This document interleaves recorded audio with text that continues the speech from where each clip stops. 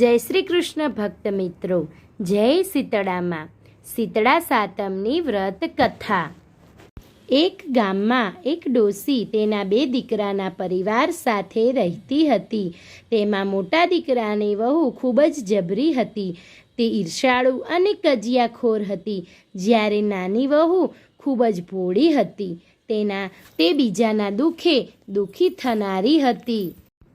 એક વખત શ્રાવણ માસ આવ્યો ત્યારે રાંધણ છઠના દિવસે નાની વહુ રસોડે રાંધવા બેઠી.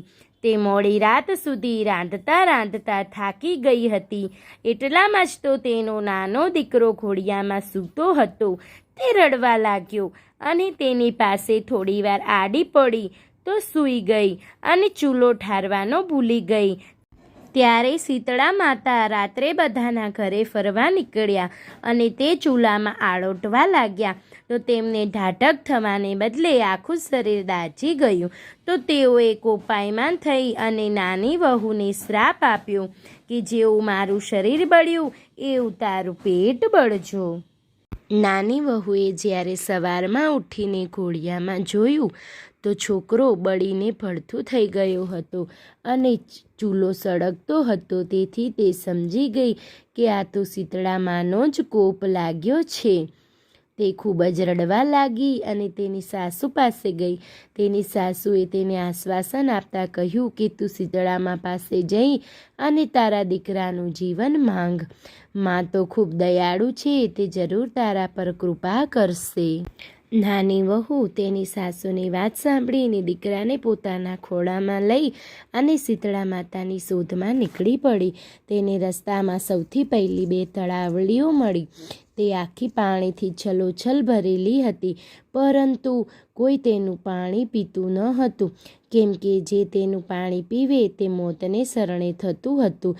નાની વહુને આ રીતે પોતાનો દીકરો લઈ જતી જોઈ તલાવડીઓએ પૂછ્યું કે બહેન તું ક્યાં જાય છે? તો નાની વહુએ પોતાના પર લાગેલ શીતળા માતાના કોપની વાત કરી અને કહ્યું કે હું માની કૃપા મેળવવા માટે જાઉં છું. ત્યારે તલાવડીએ કહ્યું કે અમારું પણ એક કામ કરજે બહેન, અમારા પાપનું નિવારણ પણ પૂછતી આવજે, કેમ કે જે અમારું પાણી પીવે છે તો તે મૃત્યુ પામે છે. નાની વહુ આગળ વધી. તેને બે આખલા લડતા જોવા મળ્યા. તે બંનેના ગળામાં ઘંટીના પળ બાંધેલા હતા. નાની વહુને જતી જોઈને તેઓએ પૂછ્યું કે બહેન ક્યાં જાય છે?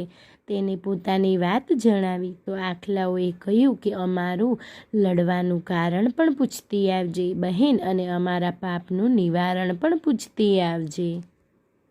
નાની વહુ આગળ ચાલી તો તેને એક ઝાડ નીચે એક ડોસીને પોતાના બંને હાથે વાળમાં ખંજવાળતી જોઈ. તે ડોસીએ વહુને પૂછ્યું કે હે બહેન, તું ક્યાં જાય છે? આમ હાંફતી હાંફતી વહુએ શીતળા માતાના કોપની વાત કરી. ત્યારે ડોસી બોલી કે જરા મારું માથું આટલું જોતી જાને. નાની વહુ ખૂબ જ દયાળુ હોવાથી તે ના કહી શકી નહીં. તેણે પોતાનો દીકરો તે ડોસીના ખોળામાં મૂકી તેની જૂ વીણવા માટે બેઠી. થોડી વાર પછી જ્યારે ડોસીમાનું માથું ઠરી ગયું ત્યારે તેને આશીર્વાદ આપ્યા કે જેવું મારું માથું ઠર્યું છે તેવું તારું પેટ ઠરજો. એટલામાં તો ચમત્કાર થયો અને તેનો દીકરો જીવંત થયો. નાની વહુ સમજી ગઈ કે આ જ શીતળામાં છે. તે માતાના પગે પડી ગઈ અને પોતાના ભૂલની તેણે માફી માંગી. ત્યારબાદ તેણે તલાવડીના દુઃખનું નિવારણ પૂછ્યું તો માતાએ જણાવ્યું કે તે ગયા જન્મમાં બંને શોક્ય હતી. દિવસ ઉગ્યાથી દિવસ આથમ્યા સુધી લડતી રહેતી હતી. કોઈને પણ છાશ કે પાણી આપતી નહોતી. તેથી આ જન્મમાં કોઈ તેનું પાણી પીતું જ નથી. તો તું જઈને પાણી પીજે તો એમના દુઃખનું નિવારણ થઈ જશે. ત્યારબાદ તેને બે આખલાના લડવાનું કારણ પૂછ્યું તો માતાએ જણાવ્યું કે તે ગયા જન્મમાં તેઓ દેરાણી જેઠાણી હતી. તે બંને રાગ દ્વેષથી ભરેલી હતી અને કોઈને પણ દળવા દેતી નહોતી. આ જન્મમાં આખલા બની અને બંનેના ડોકે ઘંટીના પળ બાંધી લટક્યા કરે છે. તો તું તે બંનેના ગળેથી ઘંટીના પડ છોડી નાખજે, તો તે બંને લડતા બંધ થઈ જશે. નાની વહુ શીતળા માતાના આશીર્વાદ લઈને ખુશ થઈને પાછી ફરી. તેને રસ્તામાં આખલા મળ્યા. તે બંનેના દુઃખનું નિવારણ કર્યું. ત્યારબાદ તલાવડીનું પાણી પીને તેઓનું દુઃખ પણ દૂર કર્યું.